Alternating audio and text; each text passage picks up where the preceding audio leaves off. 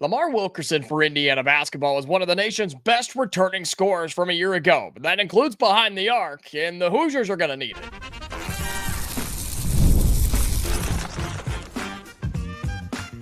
You are Locked On Hoosiers, your daily podcast on the Indiana Hoosiers. Part of the Locked On Podcast Network, your team every day. Welcome, and it is the Locked On Hoosiers podcast. I'm your man, Jacob Goins. I appreciate you being here, making this your first listen or your first watch every single day. We are part of the Locked On Podcast Network, which is your team every day. Today's episode is brought to you by Monarch Money. Take control of your finances with Monarch Money. Use code LOCKEDONCollege at monarchmoney.com for 50% off your first year. Well, thank you so much for being here. Shout out to all of my everydayers. And man, we have a lot to get to on today's show. The AP poll in college football, it's a joke. I've been telling you that, but now we have even more reason to believe so. We'll talk about that and what has taken the college football world by storm. Plus, another stupid rule that is in place or not in place, or I don't even know how to describe it. It's the fact that Indiana safety Louis Moore is still able to play. He was supposed to have a hearing. It got pushed back, and now he's eligible for a couple of weeks. We'll tell you what we know later on in the episode. But I started thinking some more about this Indiana basketball team. And we've talked a lot about recruiting and what the future is going to look like. But yesterday we said we're 57 days away. Now we're 56 days away from the start of Indiana basketball. Officially, you've got 2 exhibition games as well. And I started thinking about Lamar Wilkerson. Because he's the Sam Houston transfer, right? He's the Bearcat with a K transfer who comes into this Indiana team, and we've already seen glimpses of what he can do, the few games that they got to play in Puerto Rico. He was the one I was the most excited about through the transfer portal. Yes, Tucker DeVries is going to be awesome. Yes, you've got a chance to have some fun down low with Reed Bailey. Sure, you've got an opportunity to do some really special things with a Tayton Connerway or somebody like that. But I think Lamar Wilkerson, I thought it at the time, and I have reconvinced myself that this is the case. I think he could be the most crucial player for Indiana on offense in basketball this season. And I think that's going to be from every level of the offense on every spot on the floor. This is a guy who was a top 15 scorer from a year ago returning to college basketball, and he's going to be running the show here in Bloomington. He's also top 5 of returning basketball players in the college game. He's top 5 and made 3-pointers from a year ago. This is somebody that was averaging over 3 makes a game from behind the arc. Someone who has seen almost all of his stats over his 3 years of college basketball go up and go in the right direction. Here are some examples of that.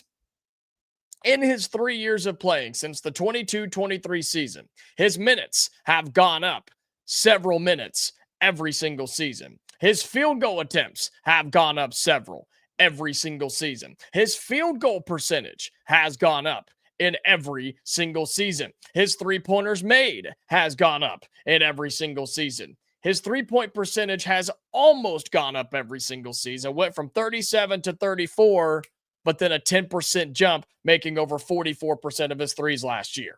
His free throws attempted and made went up every single year. His free throw percentage was right there, about the same. His rebound total went up every single year. His assist number went up every single year. His block number went up. It stayed about the same every single year. His steals numbers went up every single year. And most importantly, his points total went up every single year. Do you get what I'm saying here? Are you picking up what I'm putting down? Are you buying what I'm selling? Lamar Wilkerson's the real deal. And when he steps on the floor as the main man, as the leader of the offense with Darian Devries, he has a blank canvas, man. Lamar Wilkerson is going to be able to do whatever he wants when he has the basketball in his hands. And I think he will be one of the few on this Indiana team that have a true green light on the offensive end of the floor. If you're across half court, let it fly, man. Go for it. If you feel like you're open, you feel like you got a mismatch, boom, let's go. Take advantage, run the offense, don't run the offense, doesn't really matter. Do whatever you feel is best for our team on how we can get a bucket and how we can win the game. And I think that's what Darian Devries and this entire team are going to do with Lamar Wilkerson more times than not. And I will say this, if it works, it's going to be awesome. It's going to be incredible. It's going to be like something we've never seen at Indiana if it works all the time. And it's probably not going to. I have some concerns there. I think he shoots the basketball a lot, maybe too much at times. We saw a little glimpse of that in the Puerto Rico games. If he's not on, he's not on, but he'll still shoot it anyway because that's what shooters do. I want to make sure that in those games that maybe he's not feeling his best from behind the arc, or those games where the touch shot is just not there, or he's just not able to get the edge that he thinks he has against the opposing guard, is he able to run the offense effectively? Is he able to get his teammates involved in the proper ways and taking advantage and really just taking what the defense gives you night in and night out? That's what I'm going to be looking for from Lamar Wilkerson, because I think he can be your leading scorer. I think he can be your leading three-point shooter. I think he can be your leader on offense altogether. He's going to be one of the most experienced players on your team, and this is no secret to him. This is nothing new to him. This isn't foreign to him saying, hey, man, here's the basketball. We need a bucket. Can you do it? Can we count on you, Lamar? Yeah, you absolutely can. And so I think that's what you're going to see, and I think you're going to enjoy that by this guy. Again, he went from 7.5 points a game to 13.8 points per game to over 20 points a game last year as a 6'5" guard. He is the man you will count on. He is the guy you will rely on. Him and Tucker, those are the ones you're going to. And I think Lamar may have that extra gear, if you will, just that extra oomph to get you through sometimes. But if he's able to avoid the really bad nights and get his teammates involved when those nights do come, then he's going to be one of the most important players for Darian Devries this season. And I can't stress enough, the system is going to fit him so well. And that's why we were excited when he committed. That's why we're excited going into the season.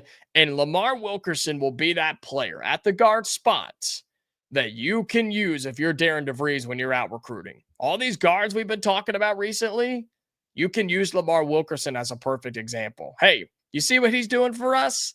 That can be you in the future. This can be your carbon copy, your example to every big guard in the country for the rest of 26. You're already working in 27 and beyond. I think Lamar Wilkerson can be that dude, but he's also going to be the one that gets you a bucket and I think helps you win basketball games in 2025 and 2026. I'm pumped about Lamar Wilkerson. If you can't tell, then I don't know what else to tell you, because I think he's going to be that good and that crucial to Darian Devries and Indiana's success in year one on the hardwood here in Bloomington. All right, coming up here on Locked On Hoosiers, we'll flip over to football because apparently Indiana's starting safety still playing. Apparently he's good to go, but nobody really knows what the heck is going on. We'll talk about the Lewis Moore situation and what we know and more of what we don't. We'll have that for you right after this here on Locked On Hoosiers.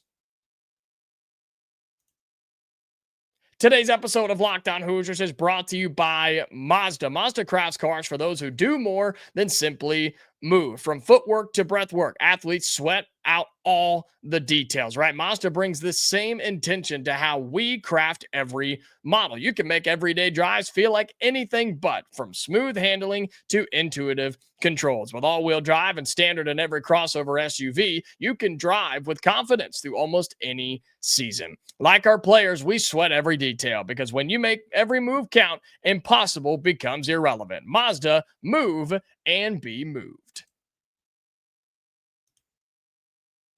Today's episode of Locked On Hoosiers is brought to you by DoorDash. It's almost the weekend. We're getting close. It's hump day, right? Time to look back and crown this week's MVP on Who Delivered, powered by DoorDash. Just like you can win every Saturday with DoorDash Streaks, saving more every time you order. These players delivered when it mattered the most. Let's break it down. And it's simple. It's easy. It's Fernando Mendoza. Our dude absolutely popped off in game 2 of his Indiana career. He was 18 of 25, 245 yards, and 4 touchdowns as well. There's no doubt that he delivered in a big way. And if you have been watching him, and I hope you continue to watch him, this isn't going to be a fluke for our man Fernando Mendoza. So just like Mendoza delivered for Indiana, DoorDash delivers your Saturdays. With DoorDash Treats, you save every Saturday that you order. Stack it up all season, and you could save up to $250, including $100 in DoorDash credits. Order this Saturday, keep the streak alive, and fuel your game day only with DoorDash. Terms apply. Promo period through November 18th. All right, welcome back into Locked On Hoosiers. Appreciate you being here again, making this your go-to spot for all things Indiana athletics. And we flip over to football to revisit a situation that, I'm just going to be honest with you, it shouldn't be a situation at all. We should not be sitting here having this conversation for the, third, fourth, fifth time on Indiana's now starting safety Lewis Moore, who is still fighting eligibility with the NCAA, with court hearings and beyond, and lawyers in other states. If you haven't been with us, or you haven't kept up with it, or maybe you have, maybe you haven't, whatever, he was trying to basically apply for the Diego Pavia rule, where he said, look, I went to a community college or a JUCO school. That shouldn't count towards my eligibility. Plus the weird stint at Ole Miss and everything. He said that shouldn't count. I should have one more year of eligibility, like all of these other players that have gone on to do the exact same thing or worse than what Moore has tried to do, right? And so the NCAA and the court said, okay, cool. We've received your notice and we'll get back to you. Notice a long pause there. It's because nothing has happened. It's like putting in a maintenance request at your apartment, right? They're not going to do anything. They're in no rush because it ain't impacting them. It affects you negatively, but they're not going to do anything about it. That's what's happening with the NCAA and these court hearings. And so the last that we had heard was that Moore was going to have a court hearing before the season. That got pushed back. He then got a lawyer in Texas to say, yeah, he's eligible for the first 2 games until y'all get this thing cleared up. And there was really not a whole lot the NCAA could do. So Lewis Moore played the first 2 games. And all he's done is be your leading tackler, your leading interception guy, and has been balling out at the safety position, okay? So then the first 2 games are, well, they're here and gone. You played Old Dominion and you played Kennesaw State. And the idea was, cool, he's got a court hearing coming up in the first week or so of September. Let's see what happens. No, that would have been too simple. He was supposed to have a court hearing, and it got pushed back again to September 24th. It says, so now the NCAA will not take any action against him if he plays in the next 2 games, which are the games that are squeezed in between right now and September 24th, which includes this weekend against Indiana State and Illinois next weekend under the lights at Memorial Stadium. So the whole situation is an absolute disaster. It's a joke, really. And funny enough, we're going to talk about something else being a joke coming up in just a little bit. But why is this dragging on so long? Why is this a problem in today's era of college athletics? I understand that there are a ton of different situations, and each one of them truly is different. Every player, every status, every rule, every career looks different for an individual athlete. But with Lewis Moore, it seems like it's pretty straightforward. He said, look, I'm not doing anything different than all these other athletes have done who have already been considered eligible, or the ones that are right there alongside him.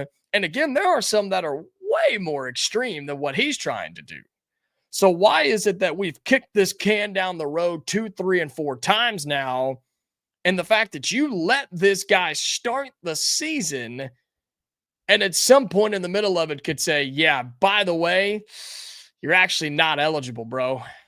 Sorry about that, and hope you enjoyed those few games, but yeah, you're done. NCAA says, sorry, you're out. The court says, you're wrong. See you later.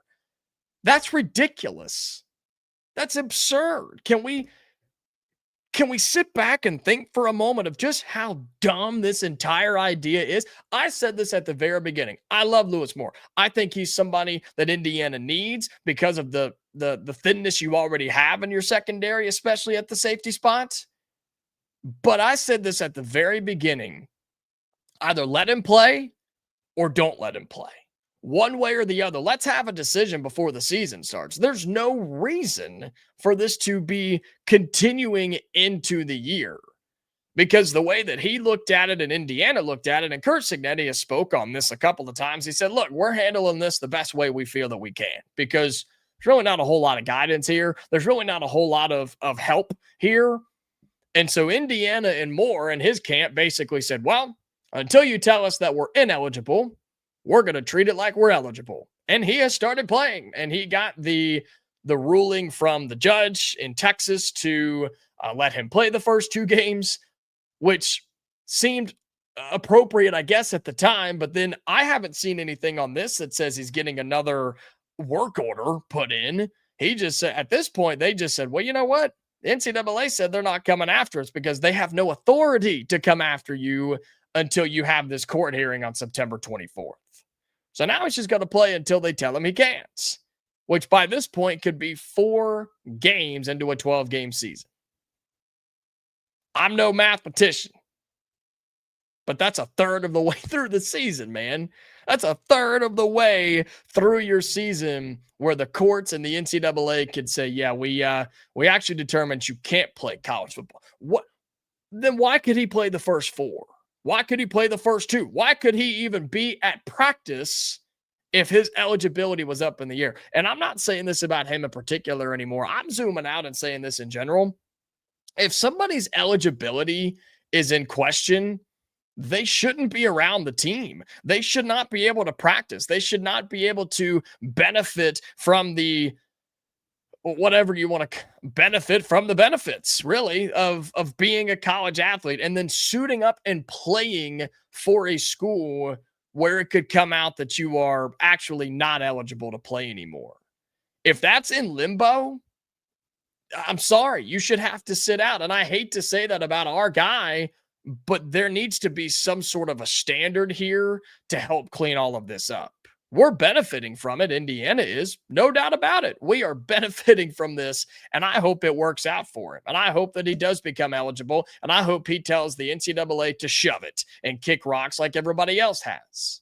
Because this situation, just like everything else, has proven they have no backbone. They have nothing else either, if you know what I'm saying, and they're a worthless organization. But yet they still have just enough of a pull and a pulse that they're impacting this young man's life. That's ridiculous to me. That's unacceptable to me. And the fact that we're still having to talk about this is truly, truly embarrassing for the NCAA, if you ask me. And so, long story short, he's still eligible to play. He'll be playing against Indiana State. He'll still be playing against Illinois, which is such big news. The fact that you get your starting safety in that game against Illinois, your first big game of the year, where you're going up against Luke Altmaier, who can absolutely pick defenses apart when he's on. That's a big deal for Indiana, and I think they're handling it the best way they can. And hopefully in that hearing on September 24th, he gets the right news and he's able to play the rest of the season. All right, coming up in our final segment of Locked On Hoosiers, if that wasn't enough for you, don't worry, I've got more. We're talking about the AP poll and the fact that it really is just a joke at this point, and especially to some people. We talk about that coming up next here on the Locked On Hoosiers podcast.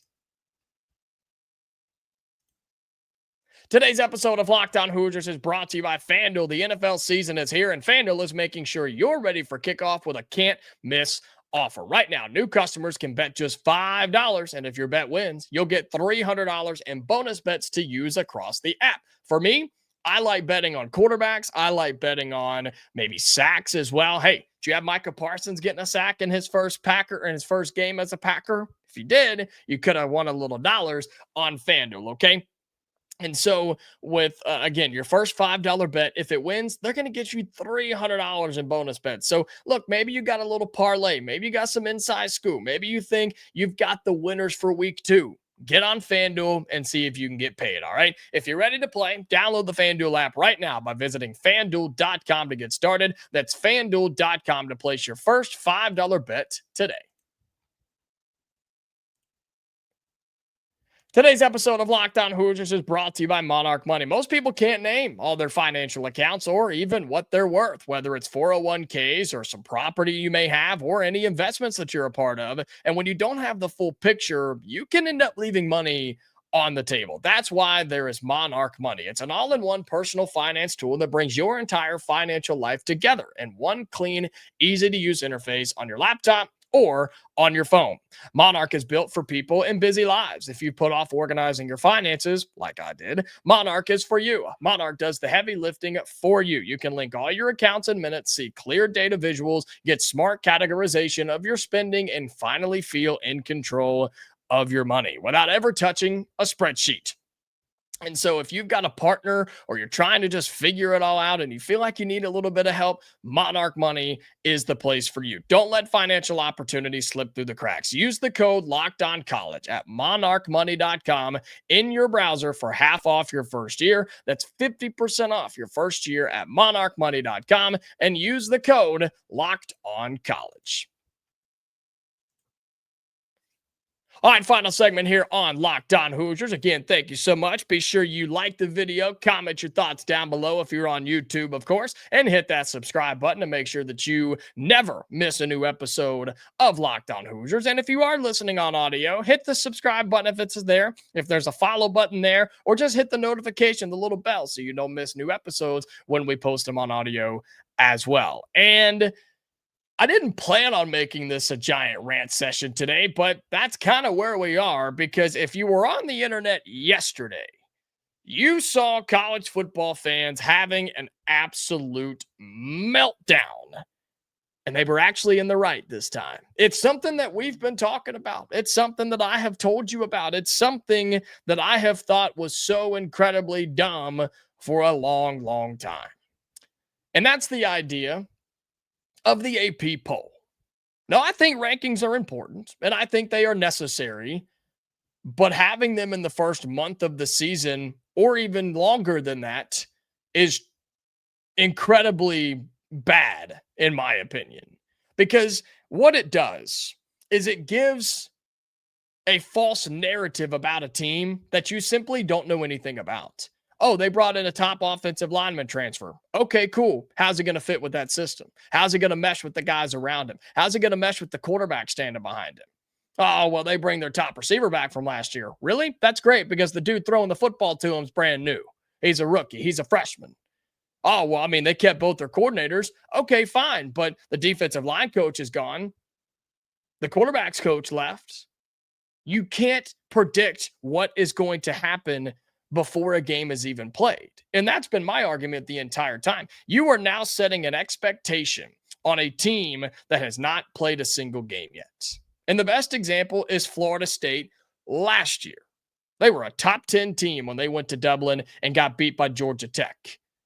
That Florida State team ended up having one of the worst seasons in program history, but yet Georgia Tech still walked away with a top 10 win and held that over everybody's head until the end of the season, and probably will until the end of time. That's dumb. That makes zero sense.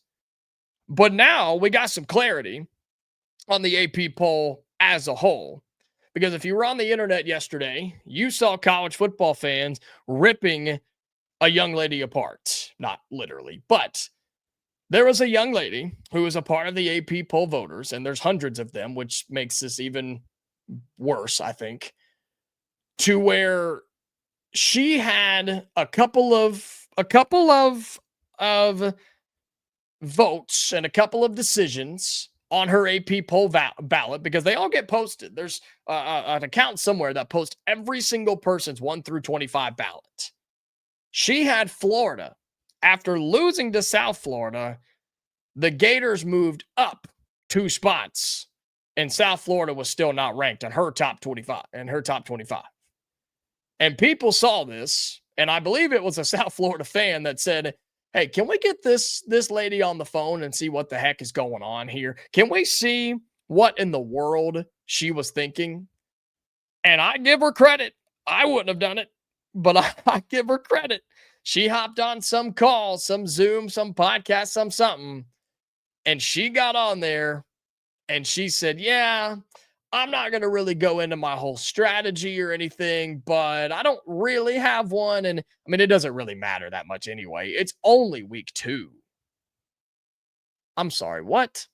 It doesn't really matter. And I promise I'm going to try and not to pile on her even more because, heck, by the time you watch or listen to this, she probably has some sort of a statement put out there. But this just backs up the point that I've always talked about, that it should not exist this early in the season. And clearly there are people who are voting in the AP poll that have no business voting in the AP poll. I don't know, and it was before my time, so don't yell at me, where we got on this track of trusting and relying on the AP poll more than we do on the coaches poll. That doesn't make a whole lot of sense when you really think about it either. Let's trust 200 journalists that cover one team primarily. Ain't no way they've watched all 25 teams in the top 25 and the 10 or 15 that are knocking on the door.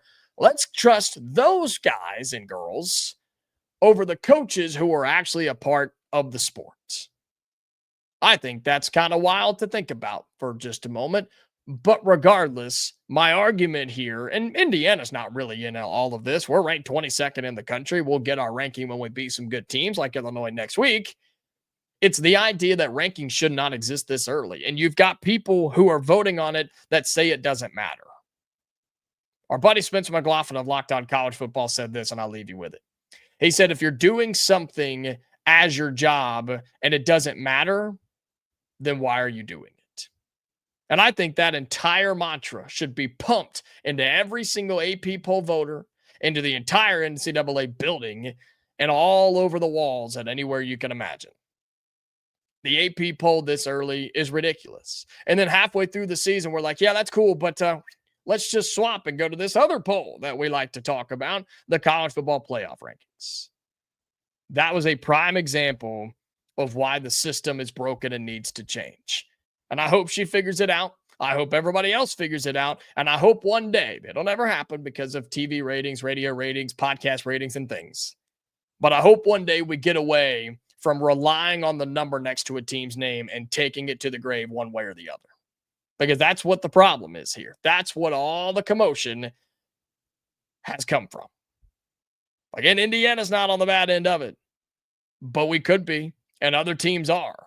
And the AP poll in college football has got to be fixed. All right, that's going to do it for today's episode of Locked On Hoosiers. I got to go, I don't know, drink a beer or something. I got to chill out. I got to calm down. This episode got me more fired up than I thought it was going to. But thank you so much for being here. Again, greatly appreciate it. We're getting closer to a Friday night kickoff of Indiana football. Basketball season's right around the corner and more big recruiting news as we go, okay? Until next time, we're back tomorrow for another episode, Hoosier fans. So until next time, stay safe, and I'll talk to you later.